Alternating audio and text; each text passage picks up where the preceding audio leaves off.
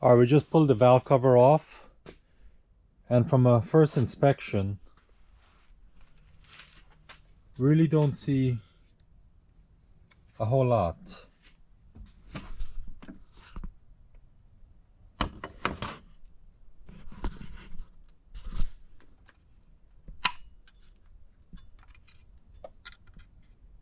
Chains, it looks very good, tight.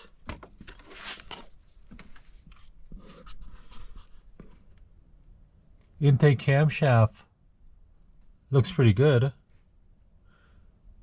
No broken springs, no broken retainer springs. All the rollers are present. They're not disconnected, they're not broken. And you guys can't see there, but all the rockers on the bottom are there. They're all connected. Can't see much on the intake side. So we're gonna go ahead and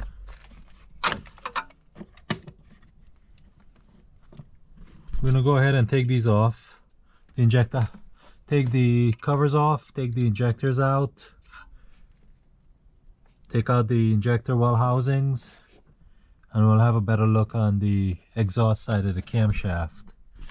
So what I did notice, you guys can see here, this is the intake vacuum tube that plugs into the valve cover. When I unplugged this to take the valve cover off, oil was coming out of that. So which tells me that oil got into the vacuum system.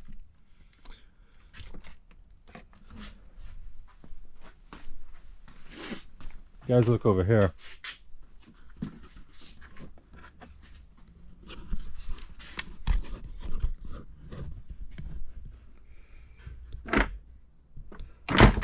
Whole bunch of oil came out here. That's what this is here, right? Whole bunch of oil came out here. See that? That's coming out of your vacuum line that connects to the intake manifold, which is telling me I'm gonna have to pull the intake manifold to take a look at that. So the vacuum system, this vacuum system that's built into the valve cover got compromised.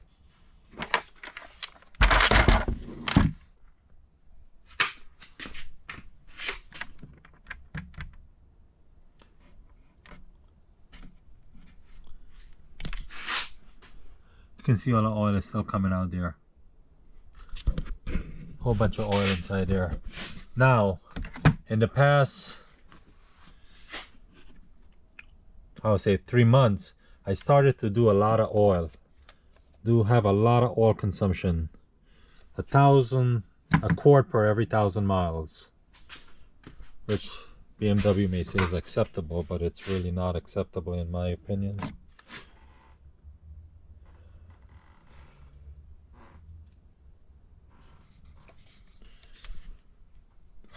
Ooh. Oil is still coming out.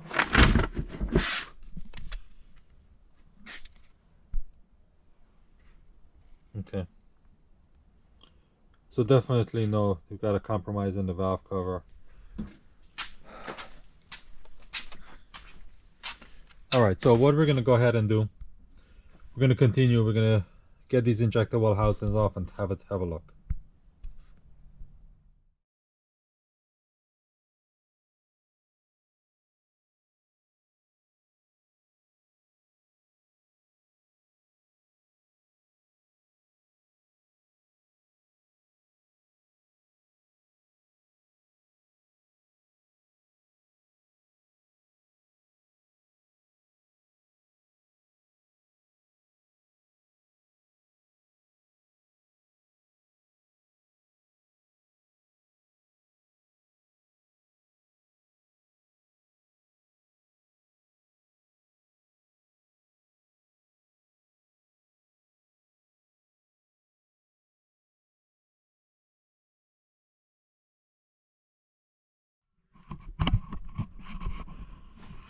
So right off the bat, I don't see any of these rockers displaced or broken from the exhaust side.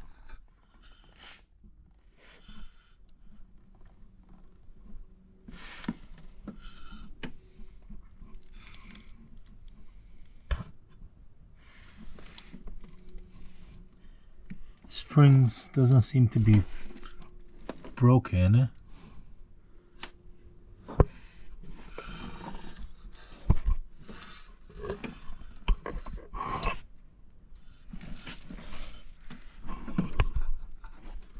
Visually, you really can't see nothing much at this point. This point came out. This is just an attachment piece to the valve cover that got disconnected, not really broken, but disconnected on the valve cover. Alright, so what do we want to do next? I think the next thing that I want to do is I am going to pull each plug and inspect the cylinder bore, see if there's oil or anything in there. Alright.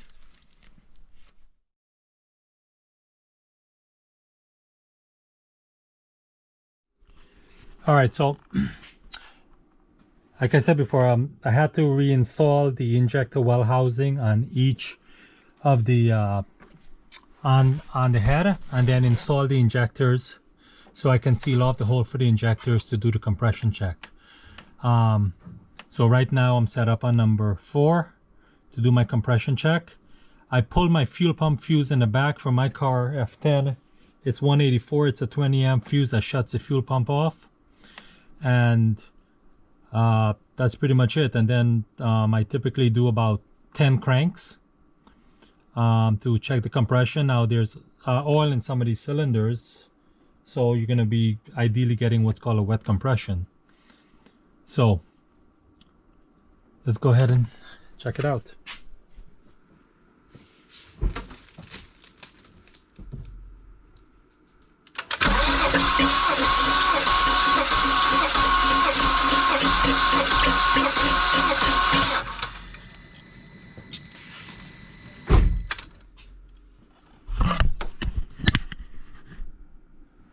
Okay, we're about 180 psi, so that's pretty good. You can see that there's going to be oil pressure inside here that's going to be lubricating the actuator motor, as well as injecting each of the lobes that comes through the head for the cam journals. So you're going to see oil, you're going to hear it spewing out a little bit, but it doesn't go too much, it just stays within the head.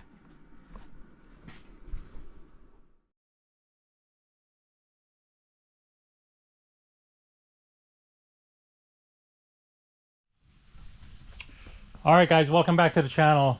So last we diagnosed, got a knock in the engine, took off the valve cover, really couldn't see anything noticeable.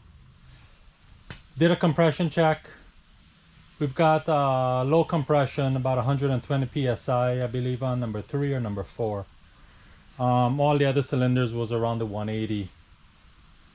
So my speculation is that, like I said before, the vacuum compartment in the valve cover got compromised, meaning that the seal that seals off the vacuum from the oil in the valve cover broke, and so vacuum started to pull.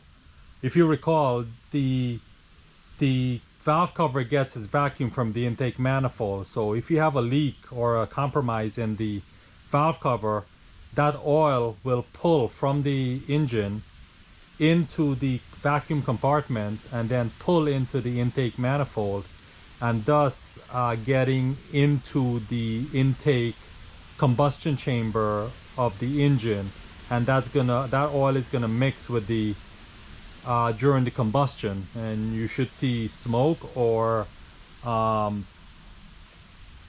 decent amount of oil consumption, depending how bad the compromise is in the vacuum chamber.